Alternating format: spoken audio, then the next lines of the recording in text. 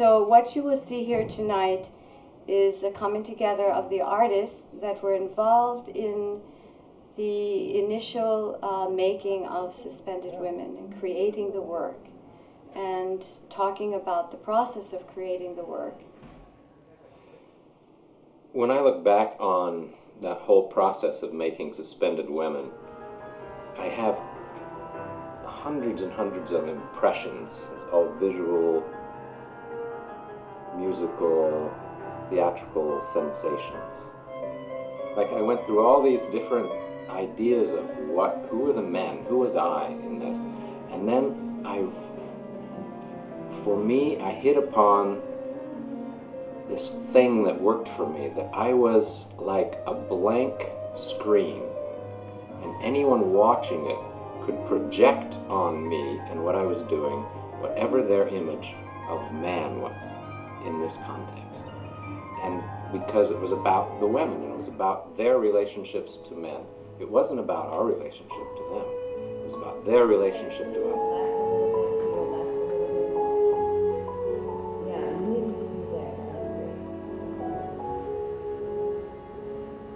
Jacqueline had created this very sculptural dance, and you're flying onto the floor and you're standing up and you're crashing, and you can't do that without the petticoat or without the garment to begin to time it out. And what's so very beautiful about the piece is the fabric flying in the air, and how the girls work with it and how the boys work with it. And in the final moment with the jackets and all of that, you must have the garments there to really evolve that movement. There are real whole dresses, there are fractured dresses, there are dresses with corsets, but in most cases things have been fractured. So you see a lot of the undergarments. In fact, all this upside down and flying over shoulders, you see them and you want to see them, but you have to incorporate that now into the whole picture very carefully. I think all of the creations that I've worked on with Jackie are organic in the way they evolve. It's not just a sketch and you make a dress and the person makes the dress work. It starts in a much more organic way. As I call it, you know, dancing with bed sheets on. As a child, we used to pin bed sheets on and race around the room and make shapes and all of that. And that's an organic way of working. What I usually do is I make a script, and I do that for Suspended Women in this case as well. And I just draw out the choreography so that I can understand where we are in the dance at any given point. And then usually I do that on the left-hand side of the paper, and on the right-hand side I describe what the lighting is at any moment. For me, the color thing is the hardest thing to talk about because it's almost, I would say, it's subconscious. And in a way, I just feel it, and it comes. One idea of color will come, and then I can fill out the rest of the palette based on that one idea. And definitely in this piece, I mean, I used pink light, which is even funny to say, just because it seems so cliche or something. But I think one of the reasons it works is because it's unique in the repertoire of this company.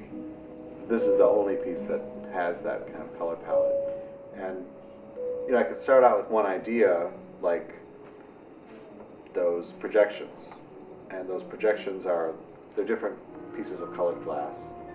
And then when the light comes through it, it refracts in kind of interesting and unpredictable ways, because it's all different little shards. I think absolutely that the idea of shards is connected to Suspended Women as a piece. That I wanted this idea of movement, like that the floor was not solid underneath these women. I remember thinking that it should be like a landscape that is not easily navigable, and that was shifting all the time. And that's the world that these women had to kind of get through.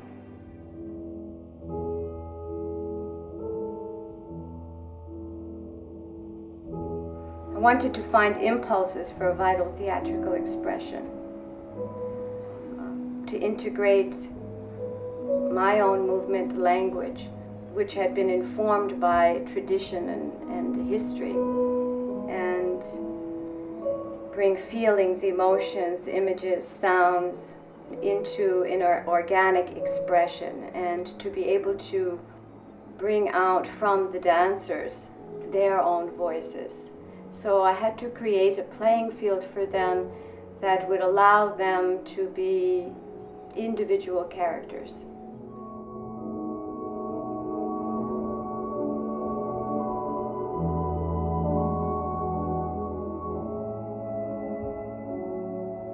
Had to be a creation of a space so that there could be a transformation of the movement, so that the movement language would tell the story of these women, these archetypes.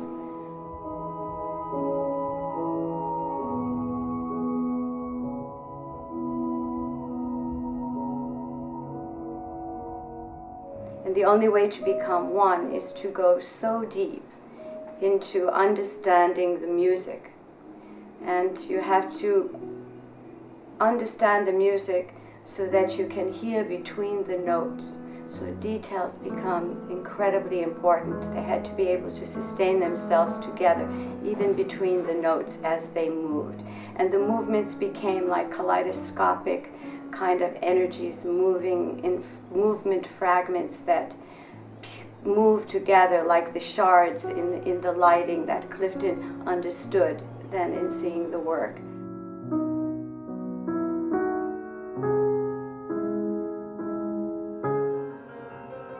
I wanted this kind of suspended physicality, and it takes a tremendous amount of strength to suspend a movement into the air. And we worked a great deal on that.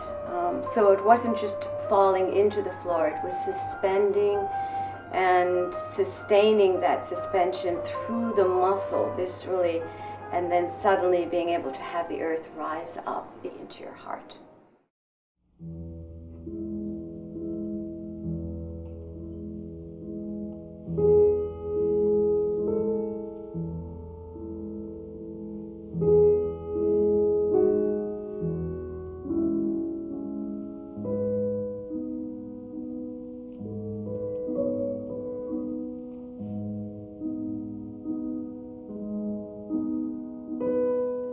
My reflections from the first time I saw Suspended Women are still pretty vivid after 7 years. I can remember my amazement at the costumes and my amazement at the intensity of the performers, and there were so many of them who had that kind of theatrical concentration that you never forget.